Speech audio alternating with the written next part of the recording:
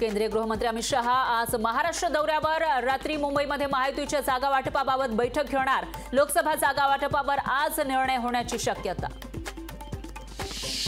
भाजप खासदार असलेल्या 23 जागांवर उमेदवार जाहीर करण्याची शक्यता। शिवसेनेची 22 जागा लढण्याची भूमिका तर राष्ट्रवादीचा 16 जागांसाठी आग्रह। जेएनयूमध्ये छत्रपतींच्या नावे होणार अध्यासन केंद्र सुरू। अध्यासन केंद्रासाठी राज्य सरकारकडून 10 कोटी रुपये निधी मंजूर। विद्यापीठाने दिली अध्यासन स्थापनेस संमती। पंतप्रधान मोदी तेलंगणा आणि ओडिशा दौऱ्यादरम्यान 26,400 कोटींपेक्षा जास्त किमतीच्या विकास प्रकल्पांचं करणार उद्घाटन। मुंबई रेसकोर्सचा होणार कायापालट। रेसकोर्सच्या जागेवर 320 एकरचा मुंबई सेंट्रल पार्क। महायुती सरकारच्या महत्त्वाकांक्षी प्रकल्पाच्या घोषणेची शक्यता। लोकसभा निवडणुकीच्या पार्श्वभूमीवर शरद पवार गटाची मुंबईत बैठक। आगामी लोकसभेच्या पार्श्वभूमीवर मवियाच्या युथ आघाडीकडून ठिकठिकाणी सभा। निवासी डॉक्टरांच्या लढ्याला यश। सरकारकडून वेतनवाढी संदर्भातील GR अखेर जारी। वेतनामध्ये वाढ होण्यासाठी डॉक्टर होते संपावर।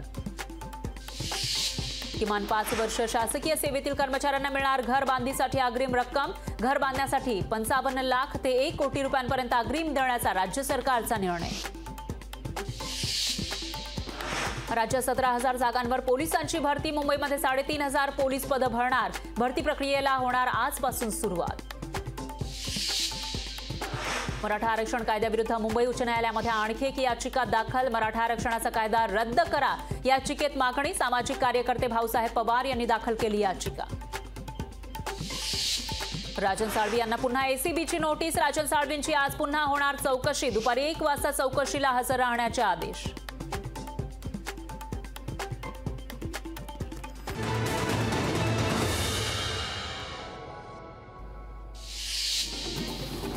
कर्ज हमीच्या प्रस्तावात पंकजा मुंडेंच्या कारखान्याला स्थान नाही। वैद्यनाथ साखर कारखान्याला मदतीतून डावललं। इतर 15 साखर कारखान्यांना 1800 कोटींचं कर्ज मंजूर।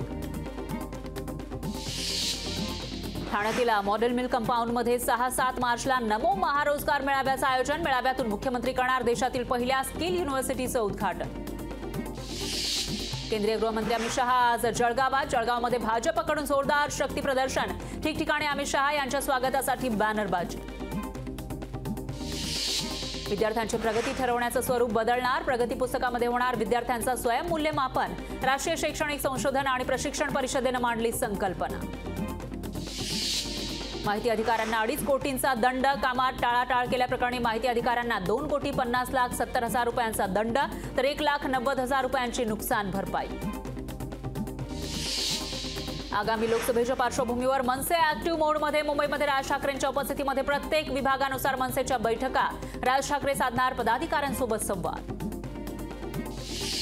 सीमाचं उल्लंघन केल्याप्रकरणी ईडीकडून निरंजन हिरानंदानी यांची 10 तास चौकशी। प्रकरण 15 वर्ष जुनं। आम्ही यंत्रणेला सहकार्य करतोय, यापुढेही करू। हिरानंदानी यांची प्रतिक्रिया।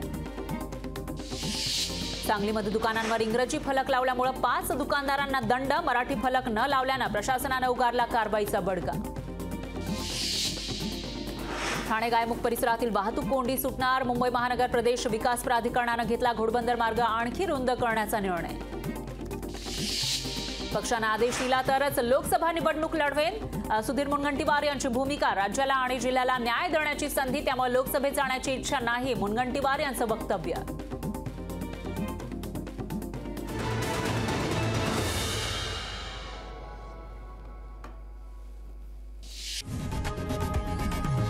लोकशाही मराठी ऐका, पहा, जागरूक रहा।